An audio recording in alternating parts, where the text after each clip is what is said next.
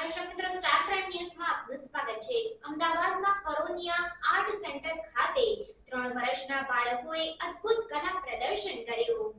કનોરિયા art centre Ahmedabad આર્ટના વિવિધ course દ્વારા બાળકોને આર્ટની તાલીમ આપવામાં આવે છે। તારીખ 29 માર્ચના રોજ 3 વર્ષના બાળકોએ કોર્સ પૂર્ણ થતાં તેઓના કલા સર્જનની દુનિયાને પ્રદર્શન રૂપે રજૂ કર્યું હતું। આ કલા પ્રદર્શનના ગેસ્ટ ઓફ ઓનર તરીકે doctor Sanjay Joshi, additional collector તથા OSD ગાંધી આશ્રમ રીડેવલપમેન્ટ પ્રોજેક્ટ અને શેફાલી નયન હાજર રહ્યા હતા।